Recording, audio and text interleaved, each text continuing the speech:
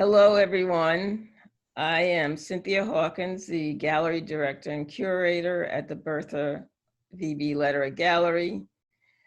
Thank you for joining us for the inaugural artist interviews at the Bertha VB Lederer Gallery. We're located on the campus of the State University of New York in Geneseo, New York. As you are all aware, the COVID-19 has changed our daily and work lives. This, our inaugural artist interview, is one of those silver linings that will provide long-lasting documentation of art programming at the gallery.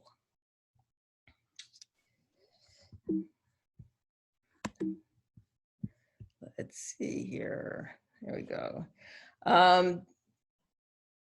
For your information, also this PowerPoint includes all the pieces that are in the exhibit, and I will, change the slide periodically, and during the conversation, the artist can, at will ask for an image or comment on whatever they see as they see fit. The first exhibition of the fall 2020 is this two-person show called Book of Hours by Cicely Cottingham and Victor Davson, two New Jersey artists. And for the sake of transparency, I know them both for many years, and they have both exhibited at the gallery and the former Lockhart Gallery in the past.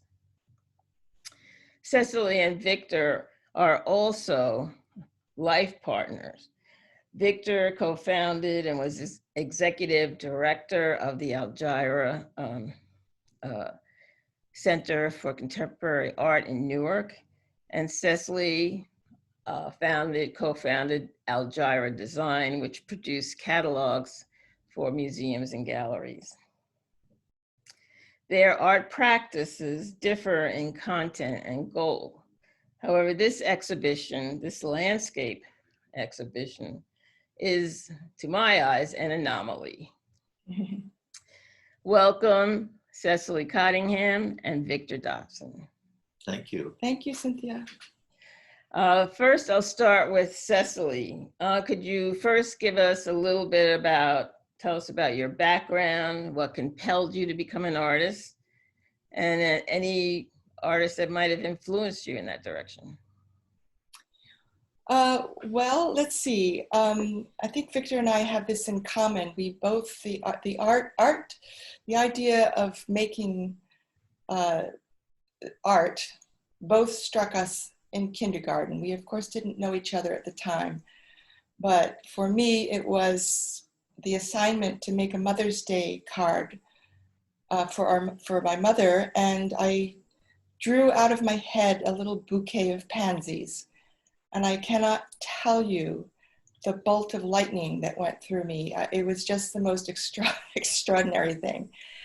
And that kind of emotional reaction, response to art continues to this day. And when I took art lessons from the local artist because I begged my mother, and I think it was I was about 12, beginning 12. And then I begged them to go to art school. So I had a kind of clarity. I couldn't articulate, I want to be an artist. I didn't know, I was just driven. So I went to Pratt, and I remember visiting, it was a wonderful art school in that the city and the culture of the city was part of the classroom. So I saw lots of art. I visited museums, mostly museums, but galleries, of course, all the time, and completely fell in love with Cézanne, and who gave me that I couldn't understand even at, I guess I was young. I was just turned 17 when I went away to Pratt.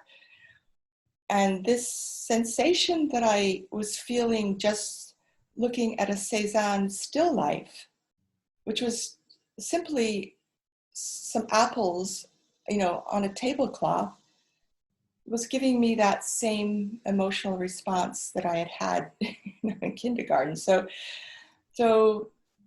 that's, yeah, so that's a brief history of how I became an artist. All right, well, how about you, Victor? Well, as Cicely said, we didn't meet in kindergarten, but in kindergarten I did a drawing, and that drawing was so accomplished, I guess, that my kindergarten teacher said to the rest of the class, "Make your drawing like Victor's." That was very heady stuff. So in that moment, I wanted whatever it is that I felt, I wanted that sensation again. And so that made me very, very interested in pursuing classes, opportunities to learn to draw. And by the time I got to high school, I think my work was quite advanced. I participated in of course, I grew up in Guyana, and I participated in a examination in which I excelled. I had a teacher who was fantastic. John Krizik was trained in the method of Sir William Coldstream, who was a very famous painter, British painter and teacher. And so that foundation has really informed my work, into my professional career over the past 40 years. So you're originally from was it British Guiana? Well, it was British Guiana, And and then it became Guyana as it became independent. I think right. in the 60s. Yes. 66. And 66. Cicely, where you from? You were raised in New Jersey? I was born in Brooklyn. I like to always say I was born in Brooklyn, but my parents moved to an old farmhouse when I was 2 years old. In New Jersey. In New Jersey, sorry, yes, in New Jersey.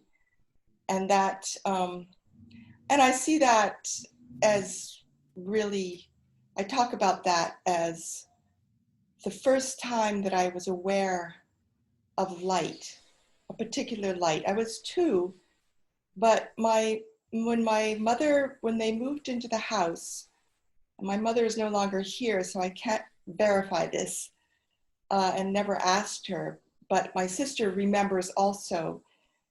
They must have just closed at the house, on the house. My father was not there, and she packed a picnic lunch, and we had a picnic in one of the bedrooms upstairs that was surrounded by windows, and we sat on the floor, and she spread out a blanket, and that's my earliest sensation of having moved from an apartment in Brooklyn and being surrounded with this light that I remember. I can bring it up right now, and I think I became an artist then, really, unknowingly. Right. Couldn't articulate. Well, that's really quite a different environment, even for somebody so young. An apartment in Brooklyn to a farm with open space. Yeah. So one last personal question. How did you meet? You were both in New Jersey. Was it through Pratt or later? Actually, we met through an organization that I co-founded, Algira Center for Contemporary Art, which you mentioned in the beginning. And I was aware of Cicely's work. And as we were putting together the first exhibition, I think, or second exhibition, we were trying to include a diverse group of people, because the organization served, people of color, minorities, and women. That it was meant to create opportunities for people who were not part of the mainstream. And I've been following Cicely's work. I think Carl might have been, my co-founder, Carl Hazelwood, might have also was aware of her work. And we thought this is somebody that we should include in one of our early exhibitions. And so that's in '83. And so I could say I've known Cicely since '83, but we were involved with other people. There was nothing romantic about it. It was strictly about our art, our work. And so, if I could add to that, I had been living out of the country, and I had been back for a while, but I think I was recently divorced, and I had consciously kind of made a recommitment to my art. And I wasn't connected to any artists or anything that was going on in the art world, and was not traveling into New York to see what was happening. But there was an artist that I knew that was showing at City Without Walls in Newark, which was an early a precursor to Aljara, known as an alternative space at that time. And so I thought, well, that's the biggest city in New Jersey. I had returned to was living in New Jersey. Why don't I go see what's going on there? And I did, and then I was put into a show at City Without Walls. And I think actually that's where I didn't meet Victor and Carl then, but that's where I think they saw my work. But then subsequently, and I see that work that they showed in that first exhibition. It was in an exhibition called Of and On Paper. And I was making paper, and I was making big landscapes that were made out of handmade paper. And I was really just sticking my toe into what was going on and exhibiting. But by the time I actually got to the gallery, I think, I had started what I still refer to as my first mature work, which were large charcoal drawings of landscape. And I was, having lived out of the country, I was kind of discovering again that light that I experienced at 2 years old. And when I first went to Aljara in its original space, on the wall there were some big abstract charcoal drawings, which just really stunned me. And I said to Victor, who was kind of meeting for the first time, I said, "Whose are these?" And he said, "Well, those are mine." And then not long after that, I had an exhibition of some of the small charcoal drawings at La Mama's Galleria in the city. And he went to see that exhibition. And that's kind of where we bonded over our work, I think. Mm-hmm. Yeah, would you agree with that? I have no recall. I remember those large charcoal drawings of Victor's. I'd seen them long ago. Mm-hmm. So, well, thank you for that. I think it's, kind of important for people to have a sense of who you are. It helps. These, I have to tell you right up front, these are the loveliest little landscape paintings that I've seen in a while. They're beautiful. Well, thank you. And I'm flattered. I have a lot to say about them because they seem to be 2 paintings in one, each of them. So there's not 8 paintings each. There's like 32 paintings, sort of, right? Because they are reflective, right? There's a sort of water reflection, right? Well, I think and stop me if I'm incorrect, but I think you'll get, these are mine, but Right. Victor's I see more as reflective, and mine are really more diptychs. They are two individual They are paintings. diptychs. Okay. Yeah, they are two individual paintings put Well, together. diptychs can be reflective.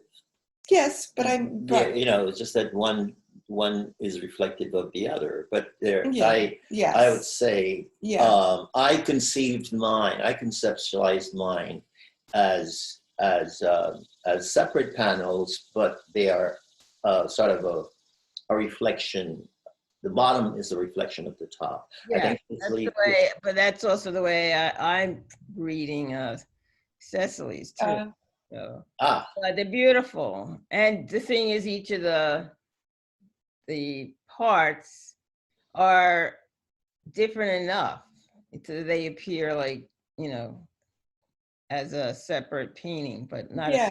painting, but you know.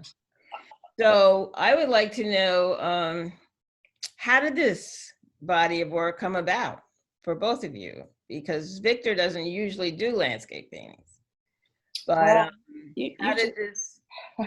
we don't want to talk about anything you can't see. But no, that is correct. That I generally don't do landscapes, but I think Cicely can elaborate on this.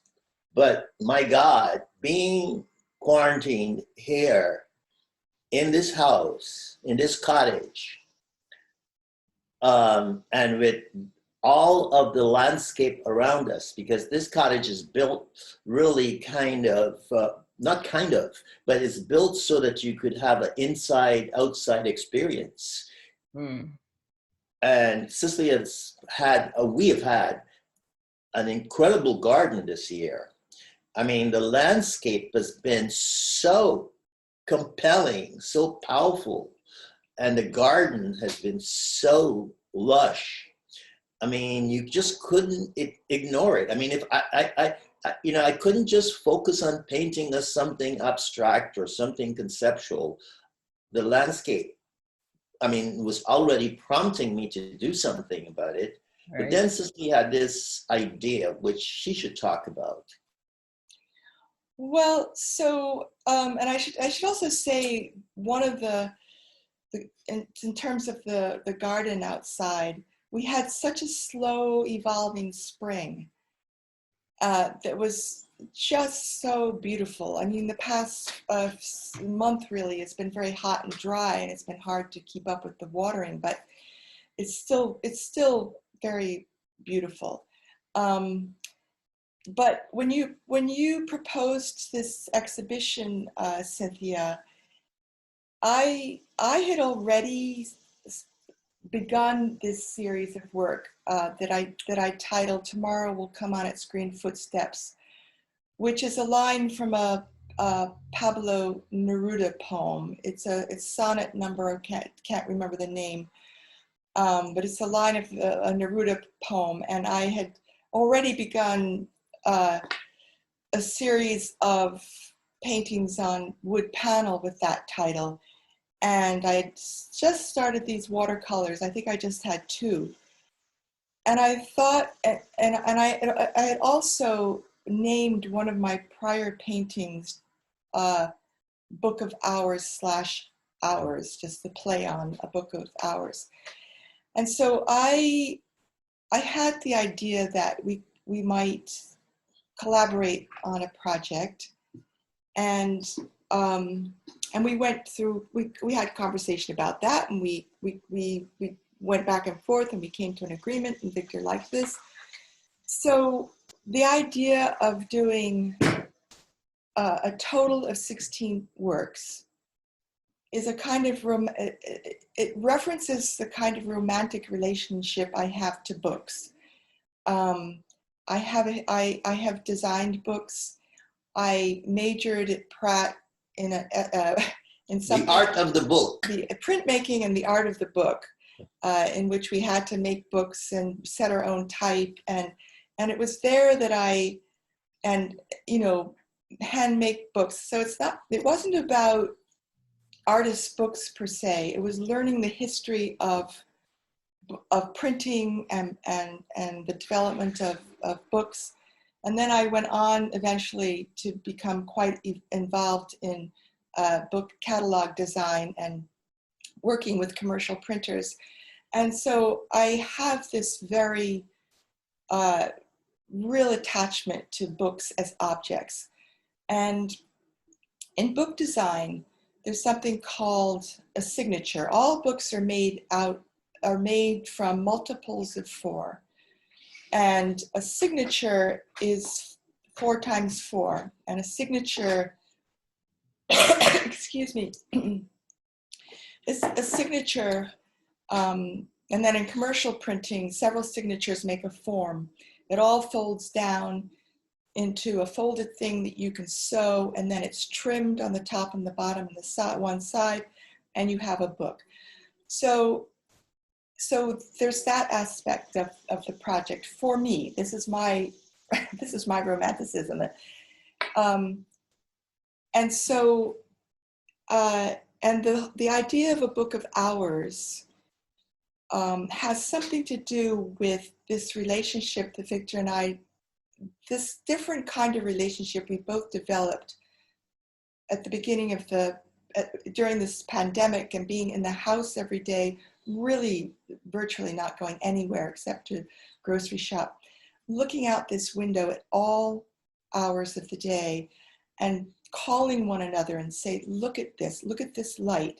Well, all windows. All windows, not just this window, but all windows. I mean, for me, it was not just a local scene. It was just the lush feeling everywhere you looked, every window, the window that we face in the morning when we sit, the window in, the back door, the window from our bedrooms. There's only one side where on this west side of the property, there's our neighbors, but all 3 other sides of this building, in the kitchen, in the dining room, in the living room, there's so much light, and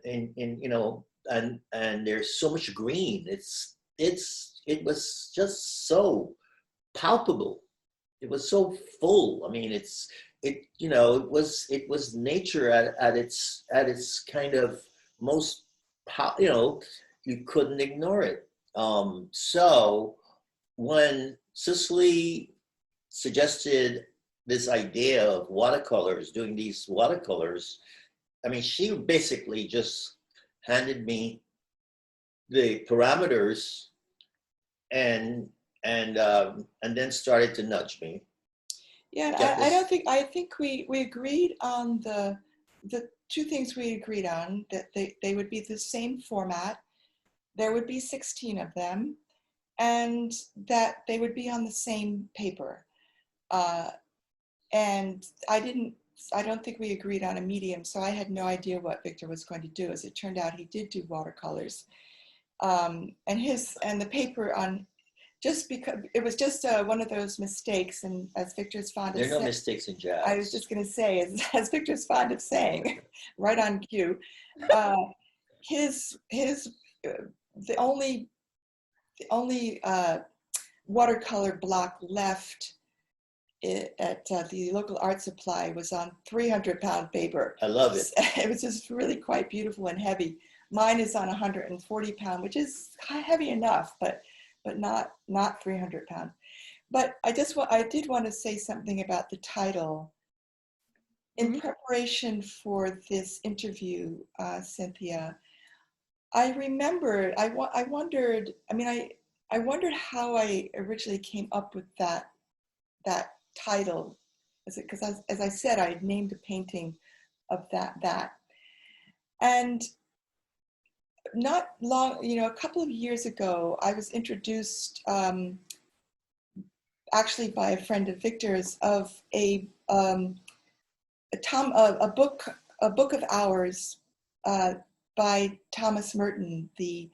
Thomas Merton was a Trappist monk, a writer, a poet, a very, very interesting man who explored. Tell us what a book of hours is.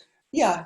So so, but anyway, I just wanted to say that this particular book of ours was published recently, in fairly recent history. It was an editor who did a compilation of Merton's writings in the form of a book of hours, which was the medieval Christian prayer book that, based on the canonical rules or whatever it is,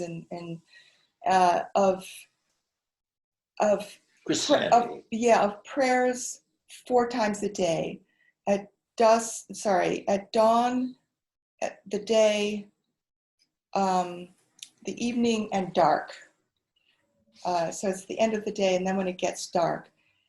And so I recognized just in the past couple of days that really that's because I had this book, and that it was not a real book of hours. It was a version of a book of hours. So, right. And this book of hours by Merton, I mean, it's a meditation. But it is a real book of hours, as I see it, because Merton, there's a kind of a meditation on nature. And part of the experience of being in the house, the entire time during COVID-19 and experiencing this kind of inside outside, it was like, and it is still, I just finished a landscape that Cicely is named Cicely's Garden. It's the biggest landscape I've ever done. It's 25 feet long and it's 6 feet high. And that's how powerful this thing has been. These watercolors are tiny compared to what I did. I mean, I've been working on that for maybe 3 weeks or a month. But the point is that it is a kind of, whether enforced meditation, if you will, on nature. I mean, so it is a real book of ours. It's not fake book. Well, even though the book of hours, I like the idea that this idea of the book, which is made starts with the number 4 and multiples of 4, is the basis of book and book design. That that 16 is a signature, as I explained. But then looking at Thomas Merton's book, the Book of Hours by Thomas Merton, the past few days, just the whole idea that the 4 enters into it too, in terms of numerology, it's 4 times a day. These are prayers for 4 different times during the day, to stop during the day, be quiet, be silent. But we also, one of the things that we also find ourselves doing, as Cicely mentioned earlier, is calling each other and saying, look at that light, or look at that sky. And that happens throughout the day. I mean, in the morning, it's remarkable. And there's sounds like sort of a stations of the home, looking, you're looking through the windows, different locations and different sort of experiences that you're having all throughout the day. And every exactly day is different as well. Exactly. And there's a time of the day that oftentimes I think your mother used to call that what? The beautiful hour. The beautiful hour, when there's like dusk. Well, the sun is setting, and there's a light that really is. There's a golden light that falls on everything. If it's not raining or dry. And it's the most beautiful hour of the day, in the sense that everything is like washed with this golden light. Well, she used to say that everybody looks beautiful in the light of the beautiful hour. Yeah. And so, I mean, these watercolors they pale compared to that experience. I mean, you have to have it's an aesthetic experience. It's just watching this moment, and it's fleeting. is fleeting. It's there and then it's gone. And so there are times when we look at the night sky, right? And the night sky, you know, Cicely would call me out on the back porch and say, look at that, look at the moon, look at the sky, look at the, you know, I mean, it's just, there's no way to escape the landscape where we live. So I was really challenged by this invitation, both on your part and on Cicely's part, to join in, and, you know, but I haven't made landscapes in a long time. So, but it seems to have started something. Well, I would yes. say that this sensitivity of the marks and the way the color is laid down, and the, you know, sort of like translucent kinds of qualities of the color on the paper is just so really lets viewers know that this is a very give and take, and a very kind of intimate, responsive experience between you and this paper and this water and this color. So I mean, I think it's really quite extraordinary, and, you know, would tell us, you know, this is why God likes artists, you know, God likes art, you know, to remind us, people in the world, of what we have around us, right? Yeah, well, God has been pretty present this entire summer. And for me, what we have in these watercolors is my feeble attempt to capture, you know, this incredible, beautiful experience of light. I think also one of the things that myself and Cicely and I are reading, we're reading The Overstory, which is about trees, is a book about trees. And I think somehow too, this title sort of seeps into my head. The Conference of Trees. I'm not quite sure how that came into my head, but it doesn't really matter. What matters is that for me, there's been a heightened awareness of trees, and the fact that where we live, there are trees here that have been planted before I existed, and they're going to be here probably after I'm gone. There's also, the mirror image for me is also an awareness, a consciousness. I mean, it's raised my consciousness that there's also a life beneath the earth in terms of root systems. Yeah. And so I don't want to sound like an environmentalist, but why not? But well, why not? but the idea of the life of trees has just been sort of elevated in my consciousness. That these trees that are around us are very special. I don't know, they're very special beings. They're part of our life.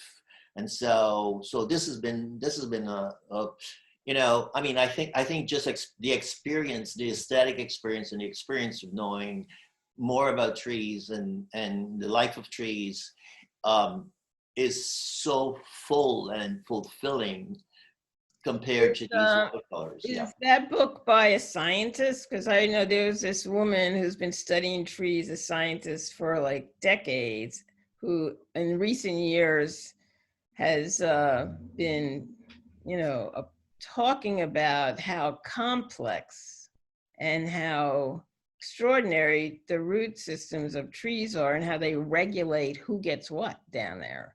Well, they feel, they communicate. The book, The Overstory, is not, no, he is a novelist, and the book, The Overstory, his name is the author's... A Pulitzer Prize winning novelist. He won a Pulitzer Prize for the book. It was, his name is Richard Powers. Incredible writing. And it's a series of short stories, really, that feature, they're American stories, and so they beginning with the founding of the country, and all it jumps around to contemporary contemporary times, and there's a tree that's featured in each of the stories.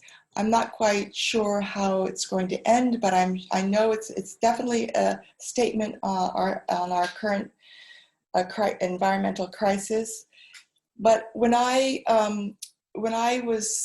book became highly recommended to me by a friend, and when I told another friend about it who had not read it, but she said, I've heard that before you read the overstory, you might want to read a book called The Hidden Life of Trees, which was written by a German lay scientist, kind of. He was the manager of a large forest in Germany. Right, that's where I got that from now. Yeah, The Hidden Life of Trees.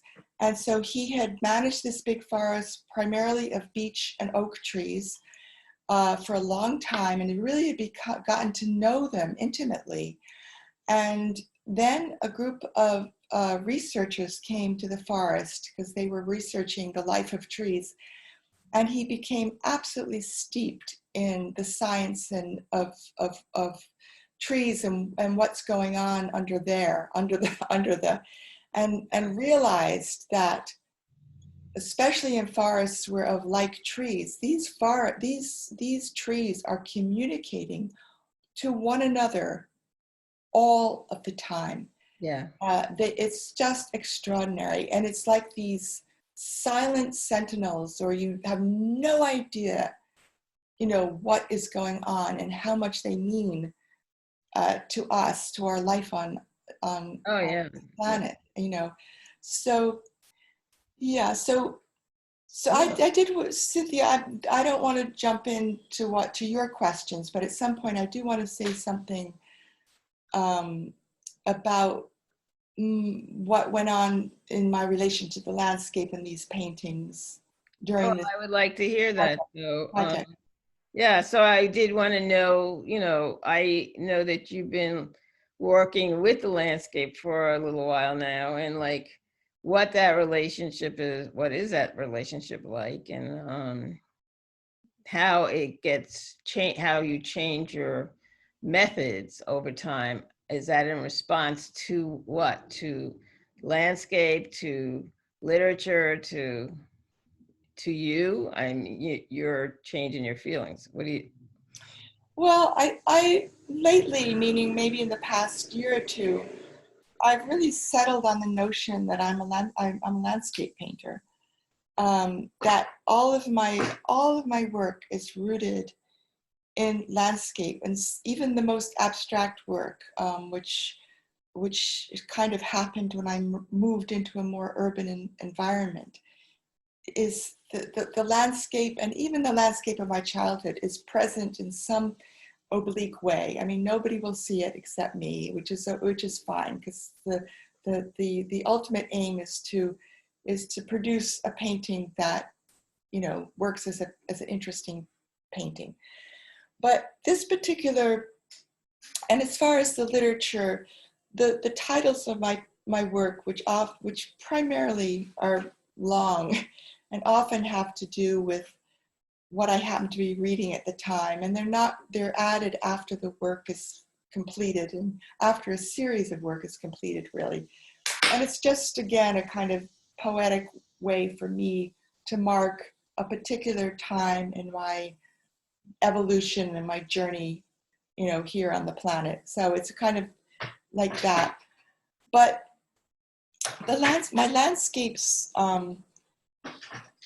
really, for a long time, have had some reference to a 2010 trip to Guyana with Victor. It was at Christmas, and the day after Christmas we went, or a couple of days after Christmas, we went with a group of people in a small plane. So this is marking a change in your relationship to landscape. This is what you're saying? How landscape, I mean, Oh, this experience has changed your relationship to landscape, or impacted your relationship to landscape. It was, as to use the word that's being bandied around right now, inflection point, if that makes sense. Because the experience of going into the rainforest to see the Kaitour Falls, which is I think second to Niagara Falls, the highest single drop waterfall in the world, and it happens to be in the middle of some of the most pristine rainforest in the world. And that experience has not left me. And but it's been kind of excuse me, it's become kind of imaginary now, you know. So it was never a specific rendering ever. It was an emotional response to my experience. And in some of my markings, I'm always referencing that in some way, the kind of the downward fall, the downward trajectory, you know, but it always, you know, in the past, you know, quite some time, when we used to travel down Route 280 to Newark on a daily basis, you know, I would see you know, we live in a very urban area. We live in an urban suburb, but is like 10 minutes down the road is Newark, New Jersey. But it's still replete with beautiful landscapes. If I'm traveling down 280, I'm always editing out the cars, you know, I'm editing out the New York skyline in the distance. And I'm getting tremendous sustenance from the trees in whatever season it is. And we live on at the very beginning of a small range of mountains, the Watchung Mountains. And I learned maybe in the past few years that I hadn't paid much attention to the fact that we lived on the side of a mountain. But when I did, that was another little piece of poetry I could add to my existence, that we live on First Mountain. That's where we live. So because we weren't traveling down Route 280 every day, I wasn't in the car seeing this, that, and the other thing that I was absorbing. These landscapes that were produced really are imaginary. They're from what I was soaking up from looking out the window. They're from my memories. They're invented. They're, you know, but it's something that I'm holding within me. Yeah. It's a powerful memory too. Mm-hmm. Because she would come home and say, we would get off the 280 and come home, and she would say to me, do you remember that cloud when we were coming? Are you kidding me? Clouds change. Which cloud? Which one? When we were coming up, it was just on the right-hand side. Can you believe that memory? That you're remembering a particular cloud on the right-hand side of the car. You've known Victor for a long time, Cynthia, and he tells tall tales. Oh, that's not true. That's not true. It's impossible to be asked, you know, to remember a cloud. Yeah. Well, I can certainly appreciate that.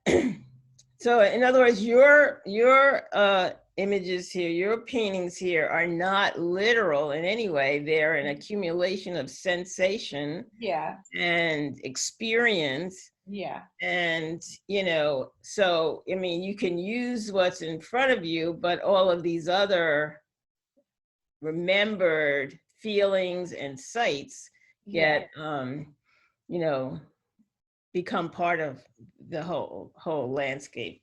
Right. And doing, making and doing. Yeah. So Victor, what do you think this does for you? What is this, how is this gonna affect your future work? I if I did that, I wouldn't have to make future work. I think that's the question. That's the way Picasso would answer it. Picasso said, if you know what a painting is going to look like, why bother painting it? So I will keep you posted because I don't know. I mean, I remember I think my first oil painting was a painting of a tree, and Oh. and I suddenly remembered that, and it was not a literal painting. It was a painting that was sort of conceptual at the time, and at the time I was trying so hard to sort of, Sir William Coldstream had this point and draw, point and paint methodology that my teacher tried to teach me. And I was always frustrated with that because we were always trying to mix and get the exact color, not interpret it. Right. And as I got older and mature as an artist, I realized you got to interpret this stuff within the limitations you have. So I don't know what's going to happen, but here's the thing. It's not the most popular color, I heard, but I love green. And so green, yes. this is an excuse to go back to using lots of green in my paintings. So watch out. I'm going to have probably a green. Actually, I did have, after I graduated from high school, I made a series of green paintings, a la Picasso blue paintings. I had a green self-portrait. I had, yeah, I don't know. I mean, I think the possibilities are endless, and that's how I feel right now, particularly given the fact that I've been home since March, the middle of March. I mean, I can't find enough time to kind of make this work. I mean, so yeah. So we may become known as the green couple, and we may be raiding one another's studios if we run out of green paint. Well, it is a challenging color. It is, and it deserves investigation. Well, it's always been my favorite color. And I remember I used to have in a former studio a long time ago, I used to have a quote by Oscar Wilde that said, "Green is the color of the sea." So it's always been my favorite color. And my eyes, well, they're not really green, but I have hazel eyes. And somebody used to call me, somebody I was close to used to call me green eyes, greedy guts. wasn't very nice. No comment. Well, let me ask you this sort of specifically about this and generally about your work. And what are you each trying to say with your work? Who are you really speaking to? And how do you hope, do you hope your work gets read in a particular way, or is that up to the viewer? So first, what are you trying to say, and generally and specifically? Well, let's see. I'm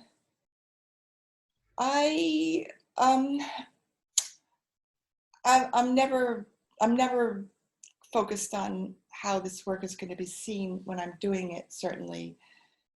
And I was talking to somebody the other day and said that, a lot of very successful, often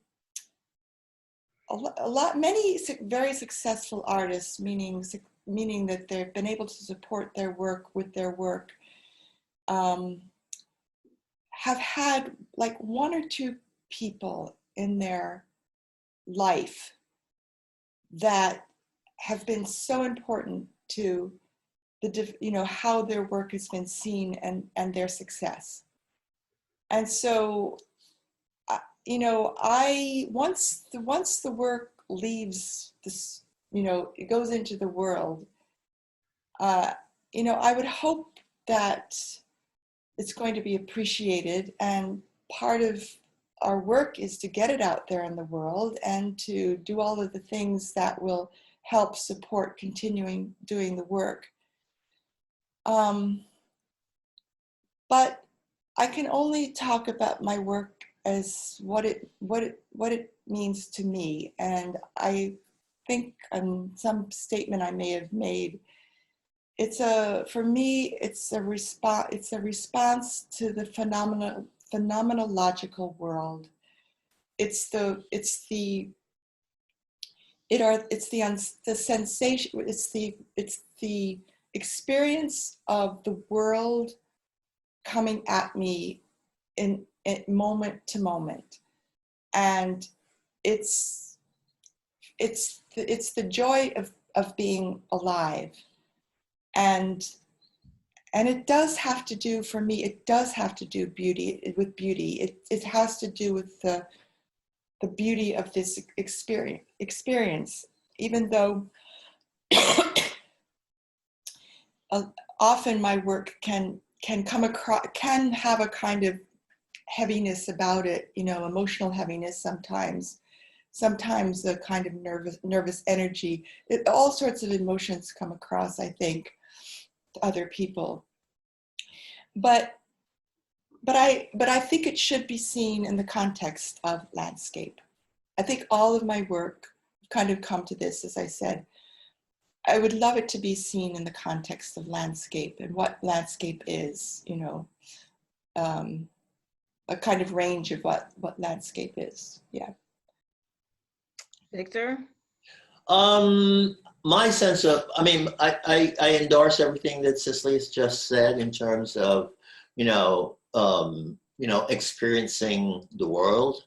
And on some level, I want my work to be about that. And I want my work to be part of the larger conversation on contemporary art. And there's a show that I'm involved with right now at the Newark Museum. There's this sound artist, Wolfgang Gill, who has done a sound installation, and he's selected a number of artists from the collection, and I'm delighted to be one of those artists. But it's an early work, it's an early geometric abstraction, probably one of the things that Cicely saw when she saw my work for the first time. But I think, to be more specific, as a Black male, I think my work to some degree is not only that, but it's also to some extent autobiographical. And so I'm also responding to issues that relate to social justice, that relate to misogyny, that relate to, culture. So the work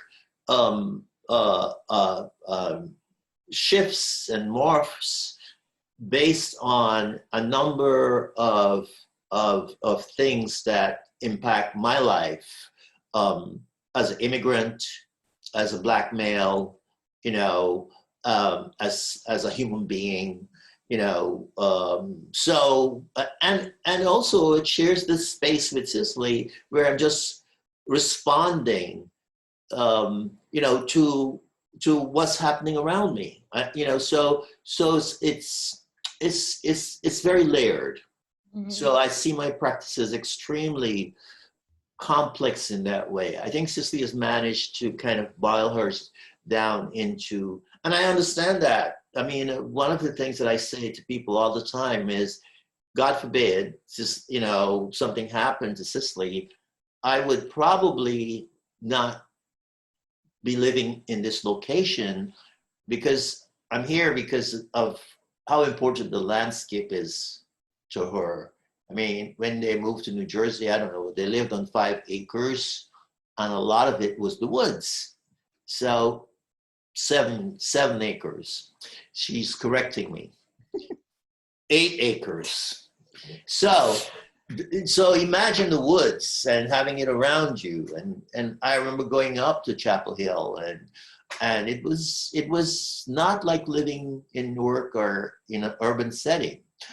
So I think her work is imbued with this quality of the life of trees and nature and atmosphere. Even when the work was black and white, the presence of the landscape was palpable. She's also interested in lots of landscape painters. And so there's this kind of deep interest in landscape. I was one of the people who kept saying, when I saw her work after we returned from Guyana, you're painting Guyana, you're painting the Guyana forest, you're painting, these are the Guyana paintings. And yeah, and so that happens. I mean, it's almost like osmosis. She sort of takes it in and then pours it out on the canvas. But I don't feel the compulsion to do that. Right. I'm in that space right now, but I can turn my attention to something cultural.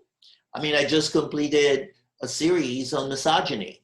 So, and I don't feel the need, and I've heard you say this in terms of your practice, I don't feel the need necessarily always to be performing Blackness.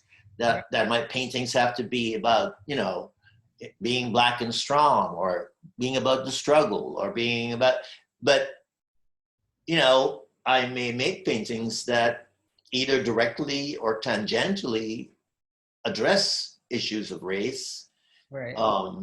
address issues of social justice. Thank you. So I should tell the audience for this video that Victor will be showing his misogyny series on our online gallery in October at Letterer Online, which there'll be information sent out about that in a few weeks. Well, I think our time is up. I want to thank you so very much, Cicely and Victor, for sharing your work with us and spending time with us, talking about your work. I think it was very important. And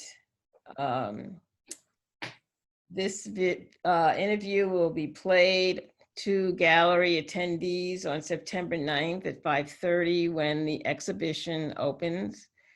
And it will also be posted on YouTube. So thank you very much. Thank you. Stay healthy. Cynthia, thank